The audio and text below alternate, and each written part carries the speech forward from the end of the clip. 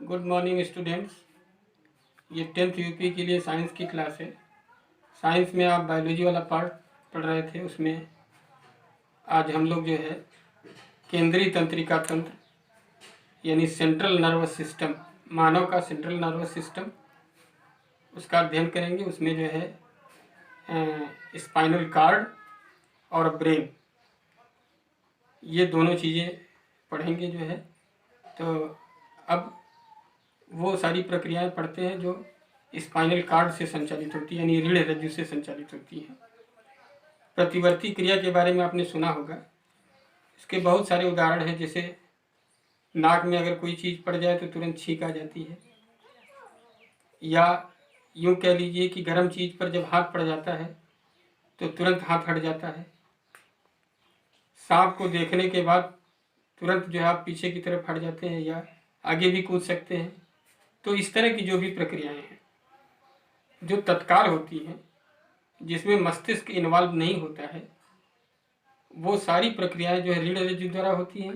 वो आपकी प्रतिवर्ती क्रियाएं कहलाती हैं, क्योंकि उस पर तुरंत एक्शन लेना होता है और मस्तिष्क तक सूचनाएं जाने और वहाँ से जो है प्रेरणाएं आने में समय लगेगा। इसलिए ये सारा कार्य जो है वो रीढ़ रज्जु ही संपादित कर देता है।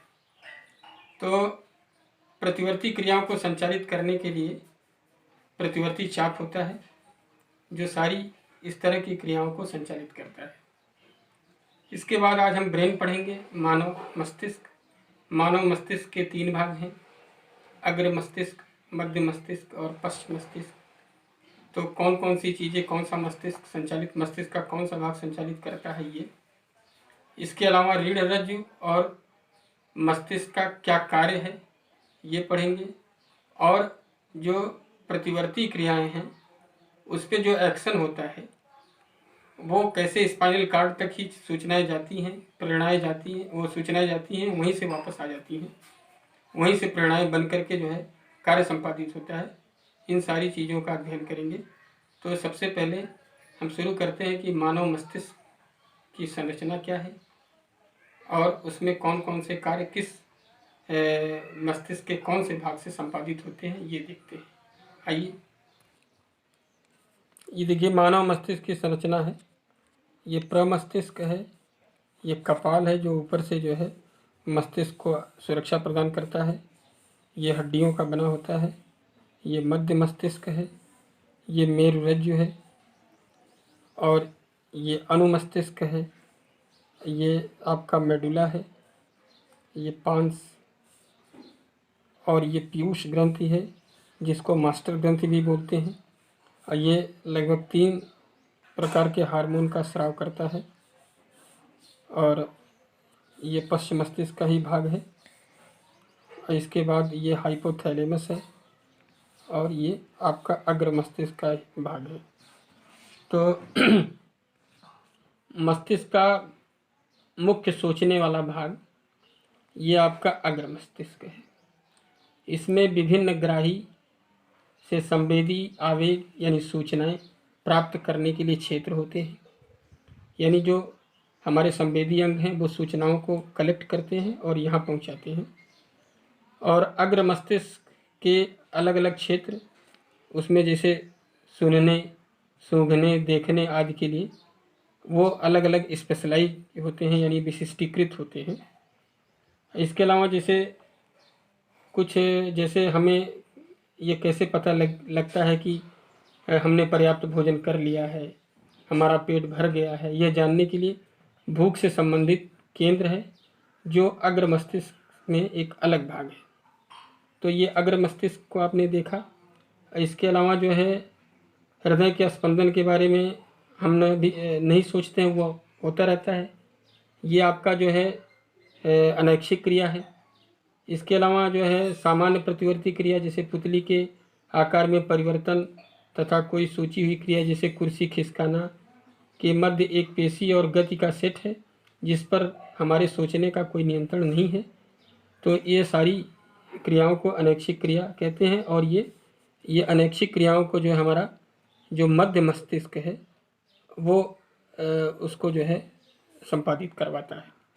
तो सभी अनैच्छिक क्रियाएं जैसे रक्तदाब, लार आना, उल्टी होना जैसे वमन, ये जो है आपका ये पश्च मस्तिष्क के द्वारा संपादित होता है।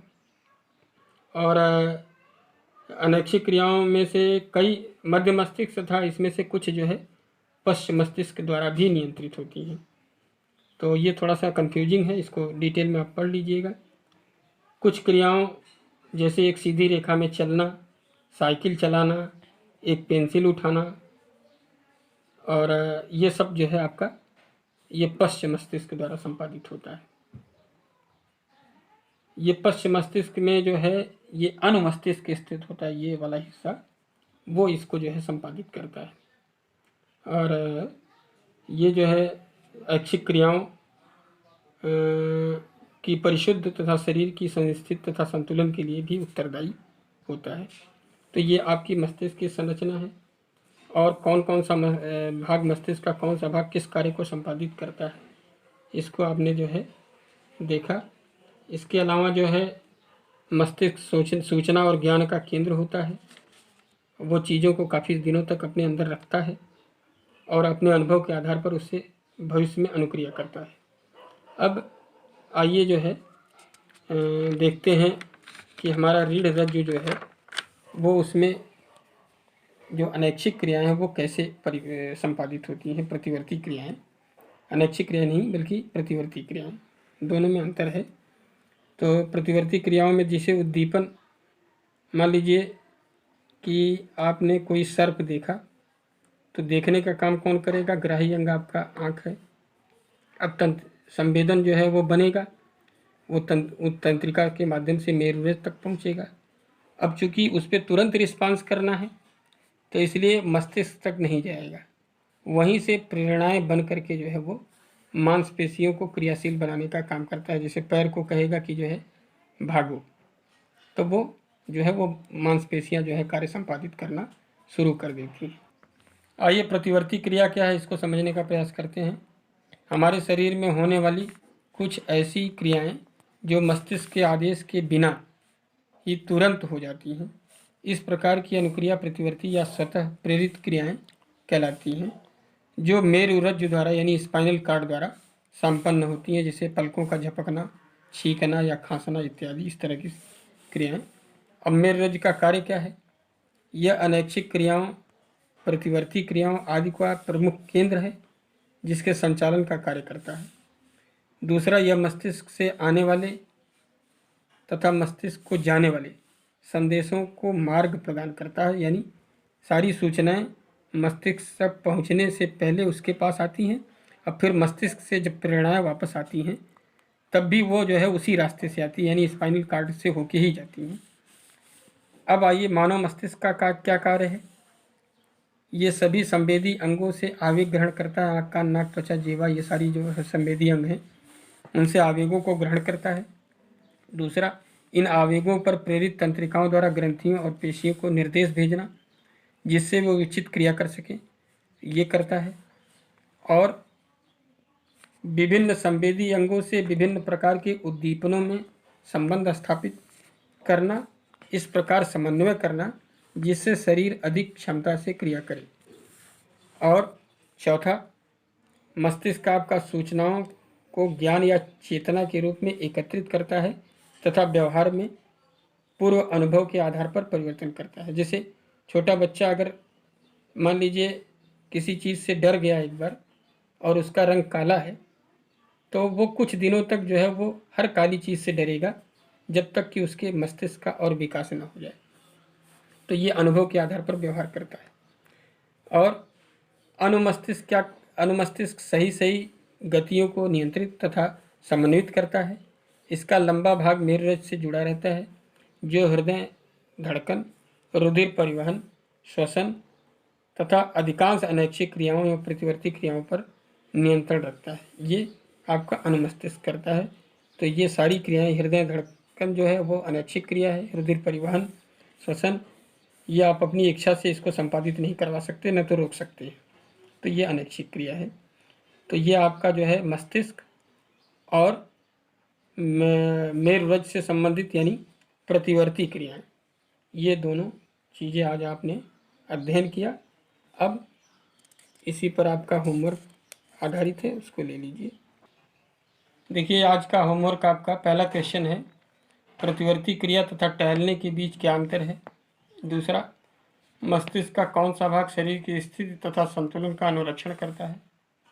तीसरा क्वेश्चन होगा, प्रतिवर्ती क्रिया में मस्तिष्क की क्या भूमिका है। और चौथा आपका क्वेश्चन है, मानव मस्तिष्क का सचित्र वर्णन कीजिए। फिगर बनाना है और उसके विभिन्न भाग कौन कौन से कार्य संपादित करते हैं, इसको लिखना है। स्टूडेंट्स, अभी आपने मानव मस्तिष्क और प्रतिवर्ती क्रियाओं के बारे में अध्ययन किया।